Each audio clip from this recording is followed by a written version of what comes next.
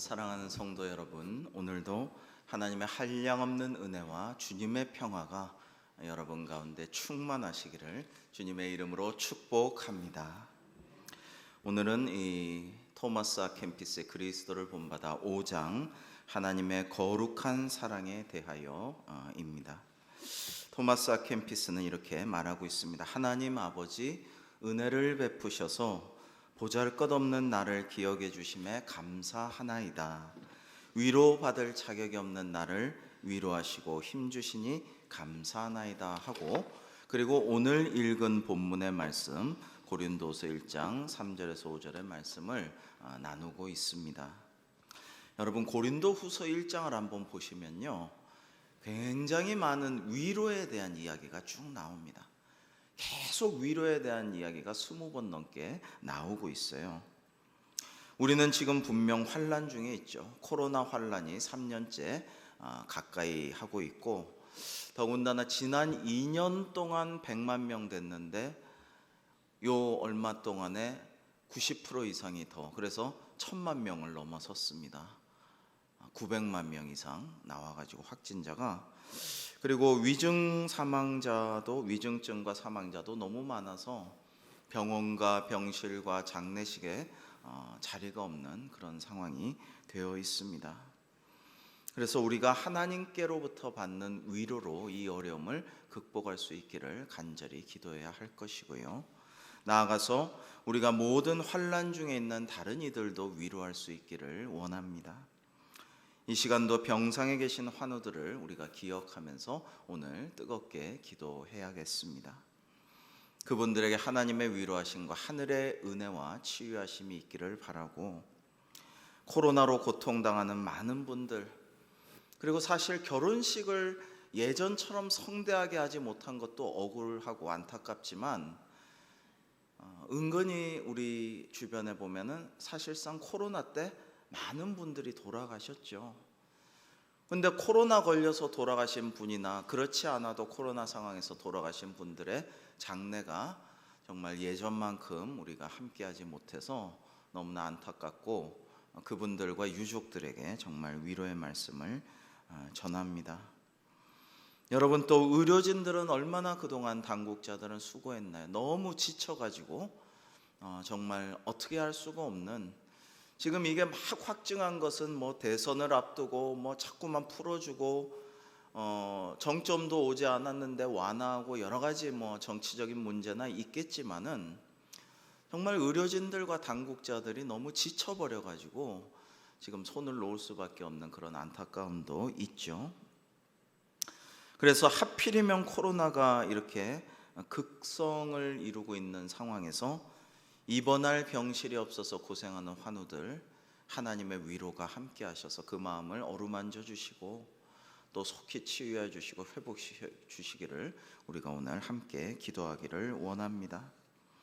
그리고 요양원에 계신 어르신들 생각하면서 우리가 늘 기도합니다. 그런데 사실은 이제 제 주변에나 우리 성도님들 중에 요양원에 계신 분들은 보면, 감사하게도 이렇게 전화를 해보면은 연로하신 요양원에 계신 분들은 그래도 크게 힘들지 않게 지나가는 분들이 많으셔요.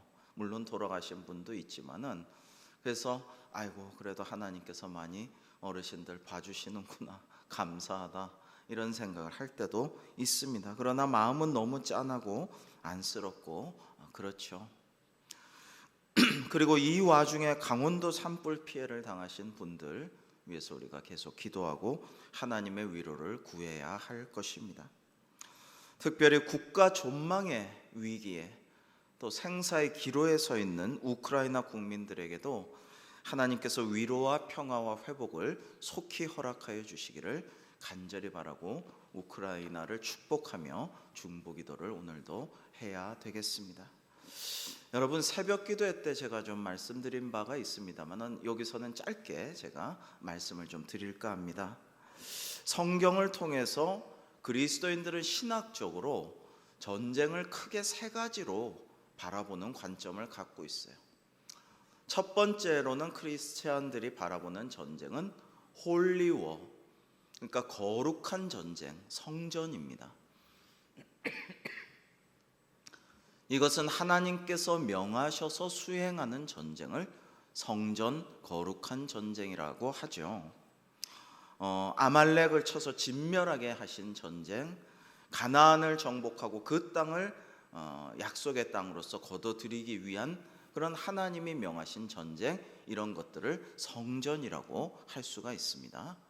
두 번째로는 just war, 정당한 전쟁이란 게 있어요.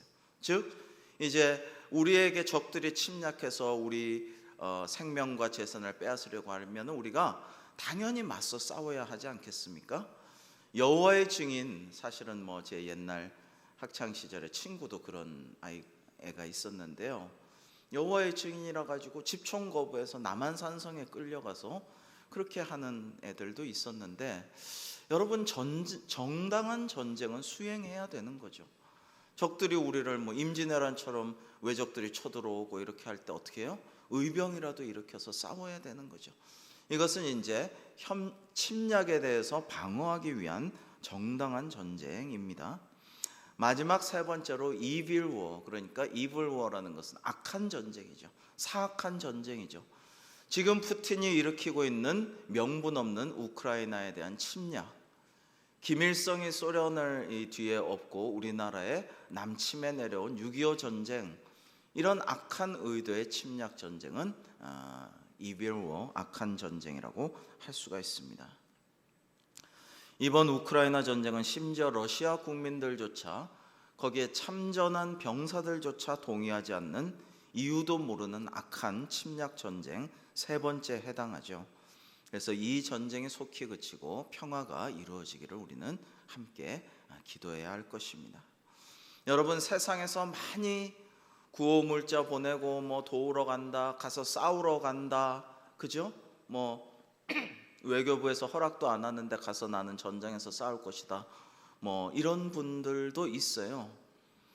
그러나 우리 그리스도인이 가장 해야 할 것, 그리고 우리가 할 수 있는 가장 큰 일이 무엇이겠습니까?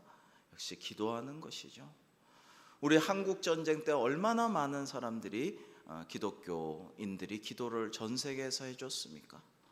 원래 그 당시에 한경직 목사님이 원래 세계교회 협의회를 간절히 미국 교회를 중심으로 움직여서 거기서 또 유엔을 움직여서 우리나라에 참전하게 된 것이거든요.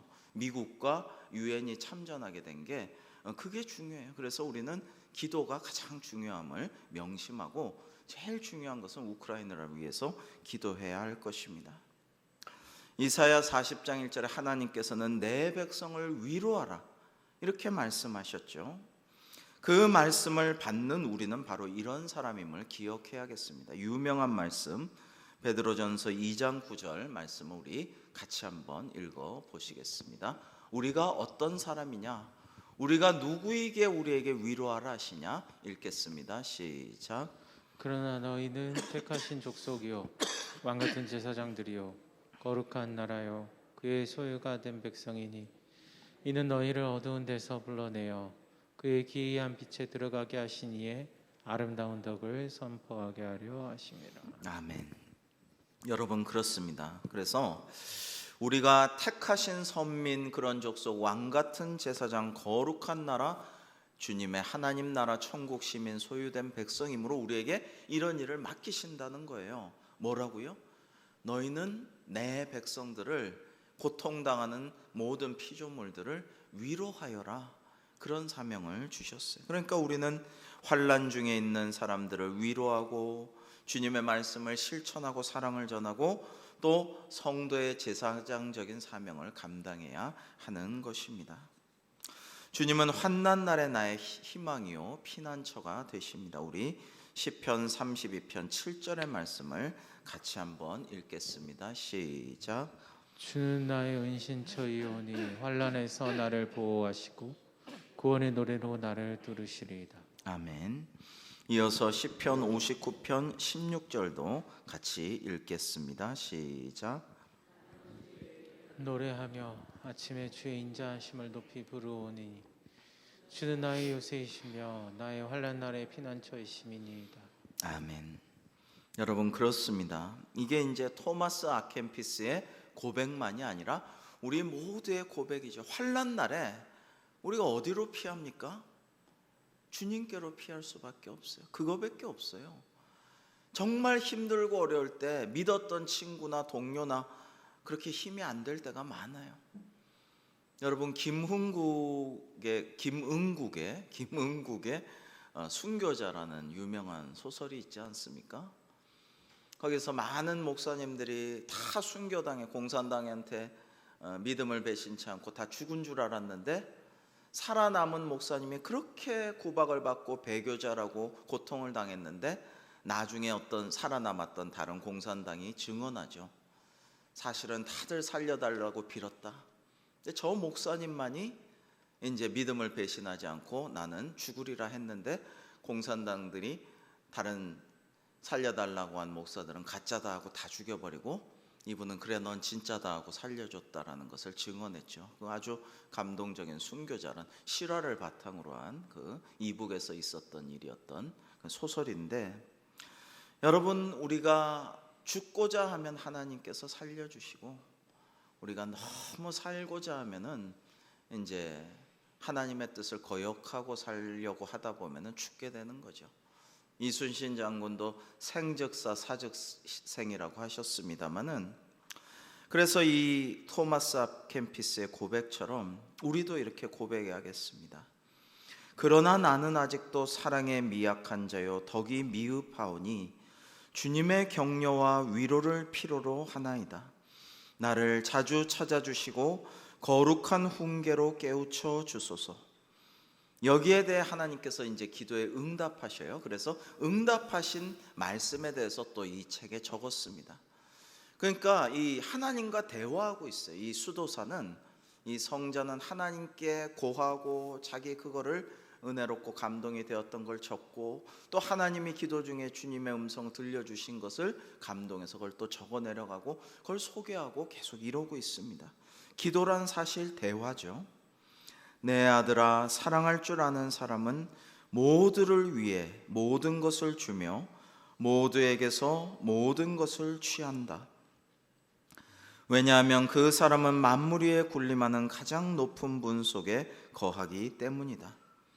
사랑하는 사람은 한계를 모르고 한계를 초월하여 열성을 다한다. 모든 것을 참고 사랑하는 주의 뜻을 따를 각오가 되어 있지 않은 사람은 하나님을 사랑하는 자라고 불릴 자격이 없다. 사랑을 베푸는 자는 자기가 사랑하는 주를 위하여 온갖 고난과 환난을 기꺼이 받아들여야 하며 어떤 역경에 처하더라도 주를 떠나서는 안 된다. 이런 음성을 이제 들려주셨다라는 것입니다. 사순절을 우리가 보내면서 그리스도를 본받아를 묵상하다 보니까 찬송가 338장 내 주를 가까이 하게 하무니 생각이 났어요. 특별히 지금도 병실에서, 자택에서, 요양원에서 교회에 지금 많이 나오지는 못하시고 그 각자의 처소에서 어렵고 힘들고 외롭고 고단하지만 믿음의 싸움을 해 나가면서 오늘도 기도회에 임하고 있는 환우들과 성도님을 생각하면서 이 가사를 음미해 봤습니다. 그러니까 성경을 읽고 경건서적을 읽고 큐티하고 묵상하다 보면은 또 찬송가가 생각나요. 찬송을 부르다 보면은 잠시 또 기도하게 되고요. 기도하다 보면 주님의 음성 듣게 되고요. 그렇게 감사하고 주님을 또다시 찬양하게 되고 이게 계속 반복되는 것이죠. 여러분, 이 공부 잘하는 애들의 그 비결들, 그 책들을 제가 좀 여러 권 본 적이 있는데, 뭐 제가 공부한 방법하고 크게 틀리지 않아서 맞다 그러고 청소년들 많이 가르쳐 준 적이 있어요.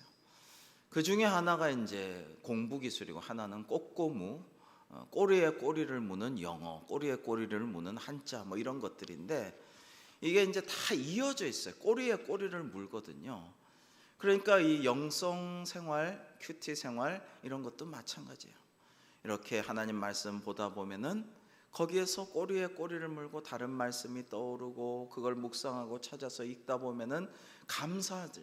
감사하면 찬양이 떠오르고, 찬양하다 보면 감동하고 성령 충만하면은 또 기도하게 되고, 그러다 보면 말씀이 떠올라서 또 찾아서 읽게 되고, 이렇게 계속 하나님께서 은혜를 주시는 겁니다.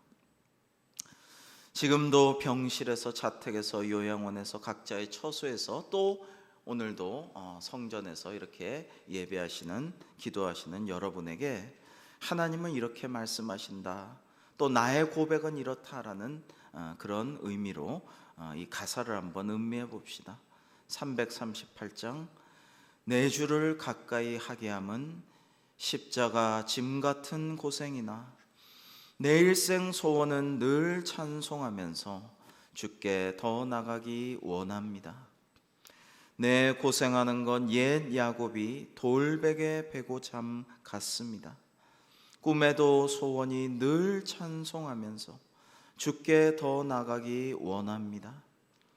천성에 가는 길 험하여도 생명길 되나니 은혜로다. 천사날 부르니 늘 찬송하면서 주께 더 나가기 원합니다. 야곱이 잠 깨어 일어난 후 돌단을 쌓은 것 본받아서 숨질 때 되도록 늘 찬송하면서 주께 더 나아가기 원합니다. 아멘. 여러분, 사실 그리스도를 본받아 살고 주님을 따르고 제대로 신앙생활하는 것은 고생이죠. 힘든 일이죠. 의롭게 하려다가 핍박받는 일도 많은 것이죠. 손해볼 때도 많죠. 여러분, 그러나 우리가 그 길을 따르다 보면은 하나님의 위로가 주어지고 축복이 임합니다. 어떨 때는 이 생에서 내가 생각하거나 세상 사람들이 생각하기에는 전혀 그렇지 않아 보일 수도 있어요. 그러나 그것을 나중에 천국에서 다 갚아주시고 상 주시는 것이죠. 어떤 분은 허랑방탕하고 막 쏘고 뭐 잘 놀고 막 이러다가 예수님을 영접했어요. 성령 충만했어요. 그런 놀던 거, 허무맹랑한 일들 모든 걸 다 끊고 정말 신앙생활에 전념했어요. 그런데 사업이 망하게 되고 어려움이 찾아들고 친구들도 떠나고 주변에선 손가락질하고 너는 왜 예수 잘 믿더니 이렇게 됐냐? 잘 나가던 네가 왜 이렇게 됐냐? 그러면서 조롱과 비난을 퍼부어도 의연하게 믿음의 경주를 끝까지 다 가는 분들을 가끔 봅니다. 얼마나 그 욥과 같은 삶에 하나님께서 기뻐하시고 흐뭇해하시고 칭찬하실까, 이런 생각을 합니다. 세상적인 관점으로 보면은 딱해요. 안타깝고 저분이 잘 됐으면 좋을 텐데, 보란듯이 복을 많이 받고 막 나눠주면서 그렇게 좀 전도도 많이 하면 좋을 텐데, 물론 그런 복을 받고 영향력을 발휘해서 직원들이나 주변에 사람들을 데리고 오고 이런 훌륭한 분도 계시지만 이런 케이스도 있어요. 그러나 다 하나님께서 기뻐하시고 복 주시는 것입니다. 그래서 6장 참사랑의 증거에 대하여로 이제 넘어갑니다. 지혜로운 사랑을 하는 사람은 하나님의 선물을 중히 여기기보다 하나님의 사랑을 훨씬 중히 여긴다. 마귀가 그대를 함정에 빠뜨리고자 속임수에 덫을 놓을지라도 절대로 마귀를 믿지 말고 관심도 두지 말라. 그리고 호되게 꾸짖어 물리치라. 우리 마태복음 4장 10절 말씀, 우리 주님의 말씀을 같이 한번 읽겠습니다. 시작. 예수께서 말씀하시되 사탄아 물러가라. 기록되었을 때 주 너의 하나님께 경배하고 다만 그를 섬기라 하였느니라. 아멘. 마태복음 16장 23절도 함께 읽겠습니다. 시작. 시며 베드로에게 이르시되 사탄아 내 뒤로 물러가라. 너는 나를 넘어지게 하는 자로다. 내가 하나님의 일을 생각하지도 아니하고 도리어 사람의 일을 생각하는도다 하시고. 아멘. 여러분이 베드로가 주는 그리스도시요 살아계신 하나님의 아들이시니다라는 놀랍고도 합당한 신앙의 고백으로 칭찬을 받은 수제자이지만은, 내가 고난을 당하고 십자가에 못 박혀야 하리라, 끌려가서 너희들을 위해 죽어야 하리라 할 때에 아이고 주님 안 됩니다, 그러시면 안 됩니다, 그렇게 되지 않기를 바랍니다 할 때에 이제 예수님께서 이렇게 나무라시는 거죠. 너는 하나님의 일 생각 안 하고 사람의 일을 생각하는도다. 심지어 사탄아 물러가라, 이렇게까지 말씀하셨습니다. 그래서 토마스 아켄피스는 이렇게 말씀하고 있어요. 선량한 병사처럼 싸워라. 오늘 영적 전쟁, 영적 전투의 와중에서 하루하루를 살아가는 우리에게 주시는 귀한 말씀이라고 생각해요. 선량한 병사처럼, 괄호 안에는 그리스도의 병사, 그리스도의 군사라는 뜻이겠죠. 선량한 병사처럼 싸워라.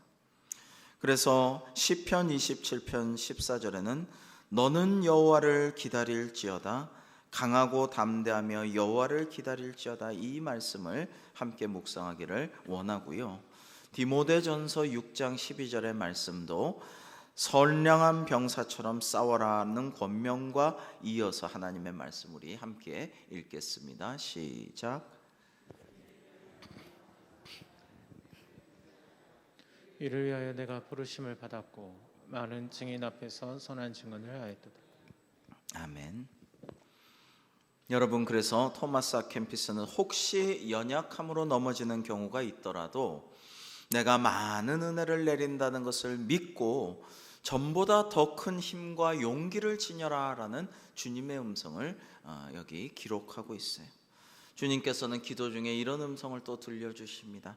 자기 힘만 믿고 자만하지 말고 언제나 겸손한 믿음을 지녀라. 오늘 하나님의 위로, 그 다음에 선량한 병사처럼 싸워라. 그리고 자만하지 말고 언제나 주님을 닮아 겸손하라. 온유하고 겸손하신 주님을 닮아 겸손하여라 라는 것이 오늘 말씀의 핵심이라고 할 수가 있습니다. 여러분, 지난 베이징 동계올림픽에서 중국의 정말 너무나도 심한 편파 판정으로 금메달과 은메달을 도둑맞은 그런 기분을 우리가 맛보았죠. 심지어 참 온유하고 인성 좋기로 소문난 유재석 씨도 화가 났다라고 했죠. 중국은 왜 기껏 전 세계 사람들을 안방에 불러놓고 그리고 온 세계 비난을 사서 자기들끼리의 동네 잔치로 만들까, 이런 의문이 들었던 것이었습니다. 근데 왜 이러냐면 자기들이 너무 힘을 갖고 있다고 생각하고 패권주의로 나가기 때문에 그런 것이에요. 그런데 과거의 모든 패권주의 국가들은 다 비슷한 행동들을 하는 것을 우리는 역사 속에서 근래에도 볼 수가 있었습니다. 중국은 되레 편파 판정에 항의하는 우리나라를, 또 다른 나라들을 막 비난하고 오히려 더 난리를 치는 모습을 보았는데요. 여러분, 이게 원래 사람이란 지극히 자기중심적이고 객관적이지 못하며 다 주관적이에요. 우리 한일 월드컵 때도 이탈리아나 강대국 축구 선진국들을 이길 때도 우리는 심판이 정당하게 판결했다라고 믿어 의심치 않죠. 그러나 외국에서는 우리가 너무 자국의 어드밴티지를 가지고 너무 편파 판정을 해서 우리가 4강에 올랐다라고 많이들 생각을 하죠. 우리한테 진 이탈리아나 그런 나라들은 말할 것도 없죠. 그렇게 생각을 하기도 해왔습니다. 여러분, 사람이란 원래 너무나도 자기중심적이고 객관적이에요. 주관적이에요. 객관적이지 못하고 주관적이에요. 그래서 사실은 우리가 사람의 인정과 칭찬을 갈구하고 거기서 뭔가 흐뭇해하고 이런 것은 사실은 그렇게 큰 의미는 없어요. 물론 누가 칭찬해주고 높여주고 세워주고 이런 기분도 좋고 더 우쭐해서 열심히 일하게 되고 하지만은 정말 중요한 건 뭐예요? 하나님의 인정과 하나님의 칭찬, 장차 주실 하나님의 상급, 이게 중요한데 우리는 그걸 잘 생각을 못하고요. 그리고 세상의 어떤 권력자들, 특히 독재자들은 참으로 덧없는 것을 위해 수많은 다른 사람들을 희생하면서 자기가 사람들에게 높임을 받고 칭찬을 받고 우러름을 받고 존경을 억지로 힘으로 얻으려고 하는 그런 모습을 보이곤 합니다. 여러분, 그 이탈리아의 그 마피아의 고장이라고 하는 시칠리아의 아그리젠토라는 곳이 있습니다. 근데 이 시칠리아 섬의 아그리젠토는 원래 시라쿠사처럼 그리스인들이 세운 이 아크라가스라는 도시였어요. 근데 이 아크라가스의 참주, 거기에 이제 보스죠. 이 팔라리스라는 사람은 잔인하기로 이름이 높았다고 합니다. 그가 남겨놓은 구리 황소 모형이 있는데요. 그는 정적을 그 안에, 구리 황소 안에 사람을 들어갈 수 있게 해서 집어넣고 문을 닫고 밖에서 불을 지폈어요. 그러면 그 구리 황소가 이제 뜨겁게 달아오르게 되죠. 그 안에 있는 사람은 막 괴로워서 고통에 찬 소리를 지르게 됩니다. 그러면은 그 구리 황소 안에 이렇게 비어 있는 공간을 통해서 황소의 입으로 그 비명이 막 울려가지고 우웅 하면서 나오게 됩니다. 참혹한 소리가, 울부짖는 소리가 변형되어서 나오게 돼요.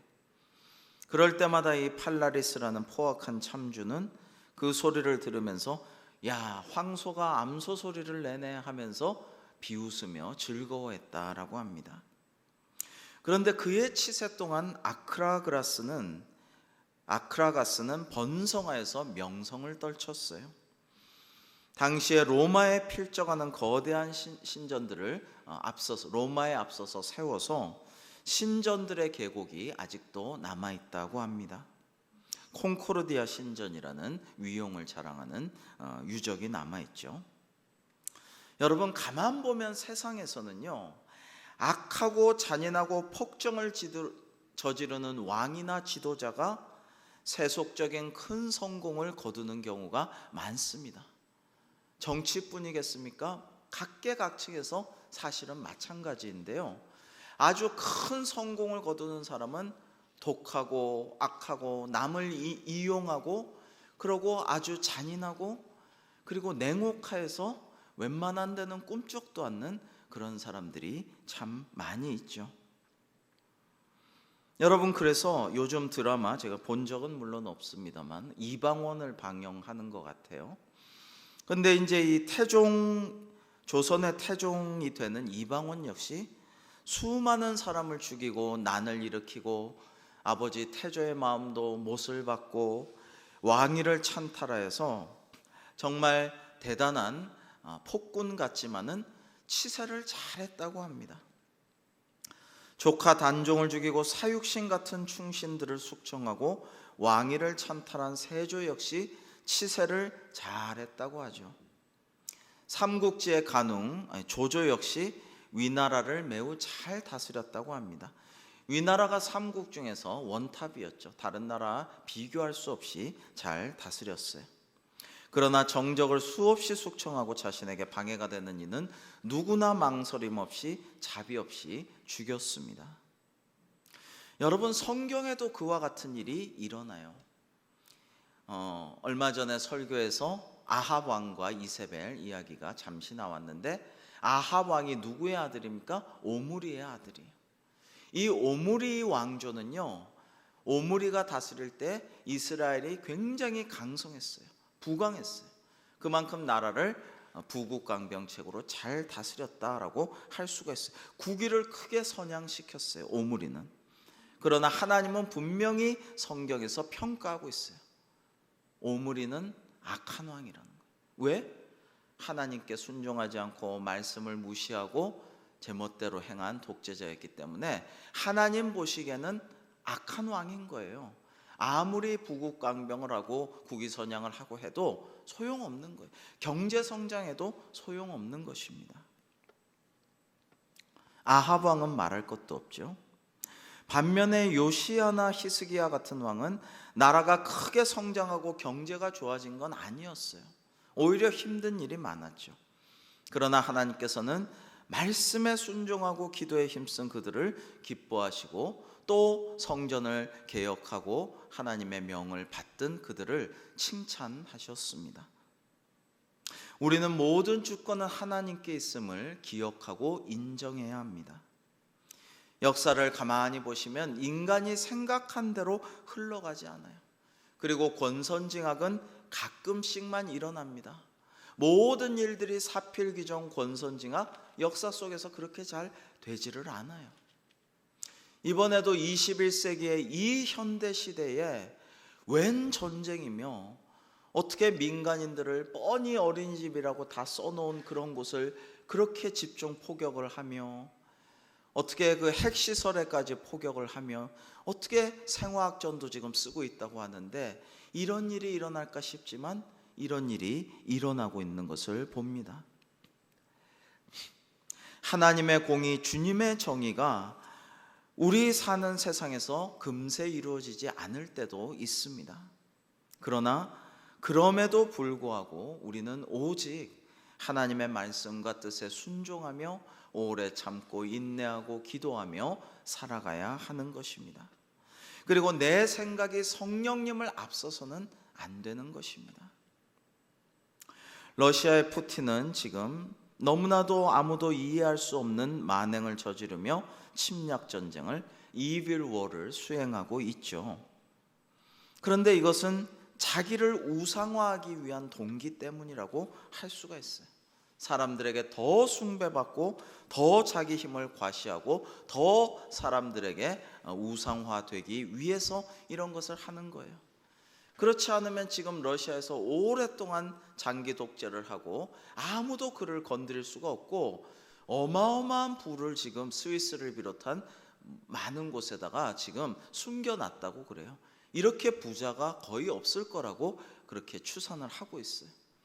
부족함이 없는데도 우크라이나를 저렇게 침공하고 민간인들도 학살을 하는 것이죠. 그런데 이 전쟁으로 사람들이 그의 바람대로 그를 더 신격화하고 우상화하고 더 존경하고 사랑하게 되겠습니까? 아니죠. 그리고 사람들이 그러건 말건 이단 교주들은 이단 신도들이 너무나도 사랑하고 뭐든지 바치고 말이라면 죽으라면 죽는 신용까지 하고 완전히 가스라이팅 돼가지고 완전히 그냥 홀려 있죠. 그러나 그것도 중요한 건 아니에요. 하나님의 인정과 하나님의 사랑, 하나님의 상급이 중요한 것이죠. 우리는 이것을 잊어서는 안 되는 것입니다. 병사는 모집한 자를 위해 사생활을 포기한다고 사도 바울께서 말씀하셨죠. 우리도 그리스도의 군사, 그리스도의 병사로서 먼저 하나님의 나라와 의를 구하는 사람이 되어야 할 줄로 믿습니다. 1658년에 영국 월싱엄 마을 외곽에서 농부한 사람이 밭을 갈다가 땅에 묻힌 단지 50개를 발견을 했어요. 거기에는 각종 뼈들이 고상하게 담겨 있었어요. 그것은 바로 로마 시대 혹은 고대 영국 귀족들의 뼈 단지들이 매장된 매장지였던 것입니다. 의사 토마스 브라운경은 여기에 대해서 책을 썼는데 결론적으로 그는 정직한 기독교인의 의무는 사람의 기록이 아니라 하나님의 기록에서 좋은 점수를 얻는 것이라는 것을 그 뼈단지를 연구하다가 결론으로 내리고 있음을 볼 수가 있습니다. 또 서양 역사의 아버지 헤로도투스, 그리스의 역사가죠. 중국에 사기의 사마천이 있다면 이 헤로도투스의 역사에 의하면 이집트에서는 잔치가 끝날 무렵에 참석자들이 취해서 거나해져 있을 때 하인들이 들꽃에 해골을 담아가지고 그 잔치 자리를 이리저리 돌아다니면서 들것에 해골을 담아서 이렇게 돌아다니는 그런 풍습이 있었다라고 합니다. 아마도 더 이상 우리 귀빈들이 연애를 즐기신다면 이 해골같이 될 거니까 그만 집에 가서 주무시죠. 이런 메시지가 아닐까 싶습니다. 여러분, 유한자인 우리는 주님 앞에서 무한자인 주님, 창조주요 심판자이신 주님 앞에서 겸손해야 함을 잊지 말아야 합니다. 그래서 오만한 자들의 자리에 앉기를 원하는 게 사실은 많은 인간들의 본성이죠. 내가 이만큼은 해야지, 내가 이것까지는 해봐야지, 내가 남자로 태어나서 여기 이 자리는 앉아야지. 여러분, 근데 이것을 하나님께서 그렇게 기뻐하지를 아니하십니다.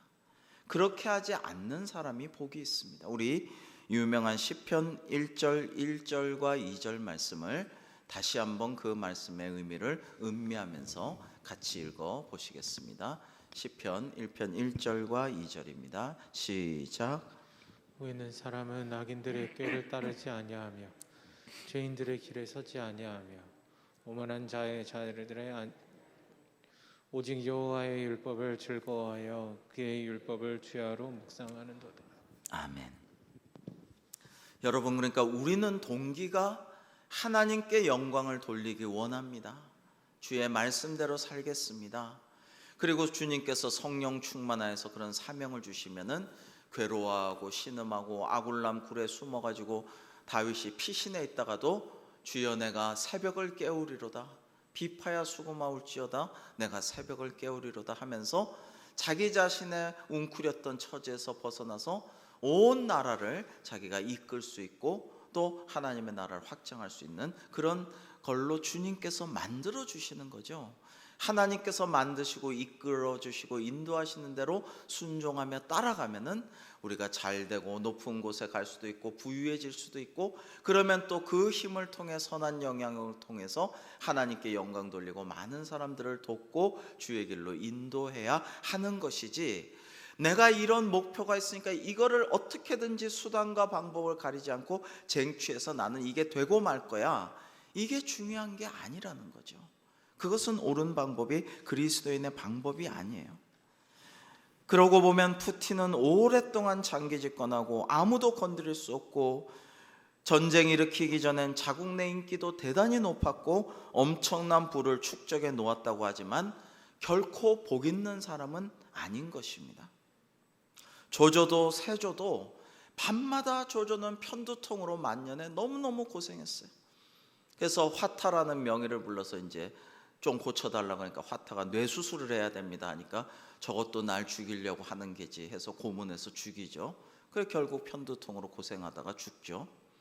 세조도 맨날 그냥 원한의 그 영들의 밤마다 악몽에 시달려서 자기가 잔인하게 죽인 사육신들, 수많은 충신들, 백성들 생각하다가 괴로워서, 그래서 너무 괴로워서 온몸에 악창도 돋고 그래서 온천도 찾아다니고 하다가 사실은 이제 불교의 수호자를 자처할 만큼 이제 종교적으로 위안을 얻으려고 했죠. 너무 못 살겠으니까. 복 있는 사람이 못 돼요. 스탈린은, 구소련의 스탈린은 정적은 물론 측근과 심지어 가족들까지 다 숙청해서 잔인하게 죽였어요. 왜요? 못 믿겠으니까. 가족 중에서도 언제 나를 배신할지 모른다 싶으니까 주변의 사람들을 거의 다 죽였어요. 1000만 명도 넘는 러시아 백성들을, 그냥 죄도 없는 사람들을 숱하게 죽였어요. 그는 정말 절대 권력자였지만 복 있는 사람이 못 됩니다. 하나님의 말씀을 즐거워하지 않고 순종하지 않으며 죄악과 교만으로 점철되고 오만한 자의 자리에 앉은 그들이 하나님의 심판을 받을 것이므로 영원히 복을 받지 못합니다. 여러분, 스탈린은 사실 신학생 출신이에요. 신학교 출신이에요. 근데 이렇게 시편 1편의 시편 1편 1절 2절 이런 말씀을 이후에도 하나님의 말씀을 주야로 묵상하는 자는 시냇가에 심은 나무 같고 시절을 따라 열매를 맺는 자 같은데, 그걸 사모하지 않고 결국 이렇게 악한 독재자의 길, 공산주의자의 길을 걸어가면서 하나님의 복과는 멀어질 수밖에 없는 것이었죠. 안타까운 일입니다. 반면에 하나님의 말씀에 순종하고 주님의 말씀을 기뻐하여 늘 묵상하는 자는 진정 복이 있습니다. 세상적으로 그렇게 부유하거나 힘이 있거나 잘 나가지 않아도 그는 복 있는 사람이에요. 아픈 가운데에서도 기도할 수 있는 것이 복입니다. 힘들어도 말씀 묵상할 수 있는 게 복입니다. 제가 저번에도 말씀드렸지만 누워서 꼼짝할 수 없지만 전화로, 카톡으로, 여러 가지로 문자로 신방하고 위로하고 힘을 주고, 힘내, 나도 너를 위해서 기도하는데 너 힘내야 되지 않겠니? 전도하고, 이런 사람들 복 있는 사람이에요. 하나님의 상이 클 줄로 믿습니다. 여러분, 그래서 우리는요, 시냇가에 심은 나무같이 늘 하나님의 말씀으로부터 생명수를 공급받는 사람이고, 구원을 받아 영원히 천국 시민으로 살 것이므로 가난한 자 같아도 실은 부유하고, 이름 없는 자, 아무도 몰라주는 자 같지만 세상에선 그렇지만 천국에선 이미 유명한 사람, 기대하는 사람, 이제 큰 상급이 기다리는 사람인 것입니다. 세상에서 무능한 것 같지만 실은 유능한 사람이죠. 그의 전도로 천국 가는 사람들이 있을 때에 그는 천하보다도 귀한 영혼을 구한 사람이기 때문이죠. 사랑하는 성도 여러분, 지금 참 어려운 때입니다. 환란이 한 곱이 넘어가면 또 한 곱이, 더 높은 곱이 계속해서 우리를 시험하고 힘든 가운데 있습니다. 정말 급한 환자인데 너무 코로나 위중 사망자 폭증으로 인해서 병실에 들어가지 못하는 분들을 생각하며 너무나도 안타까움에 기도하지 아니할 수가 없습니다. 심지어 장례식 화장장조차 지금 자리가 없다고 하니 그 급한 때 유족들의 마음이 어떻겠습니까? 오늘 우리 하나님 주신 말씀대로 하나님의 위로를 우리가 받고 또 그 위로를 전하기를 원하고 또 그리스도의 선한 병사같이 생활하면서 겸손하게, 온유하고 겸손하신 주님을 닮아서 오만한 자의 죄인의 길에 자리에 있지 아니하고 늘 말씀을 기뻐하고 묵상하면서 이 사순절을 보내는 우리가 다 될 수 있기를 주님의 이름으로 축복합니다. 기도하시겠습니다. 하나님 아버지, 오늘 주신 말씀과 같이 하나님의 위로가 저희들에게 넘치게 하시고 또한 그리스도로 인하여 받는 고난이 있거든 그리스도로 인한 위로도 넘치게 하여 주시오며 저희들 왕같은 제사장 택한 백성이요 거룩한 나라로 삼아 주셨사오니 또한 우리 주변의 많은 이들을 위로하고 기도하게 하여 주시옵시며 오직 하나님의 말씀을 즐거워하고 주야로 묵상함으로 하나님이 주시는 은혜가 넘치는 삶 될 수 있도록 인도하여 주시옵소서. 예수님의 이름으로 기도하옵나이다. 아멘.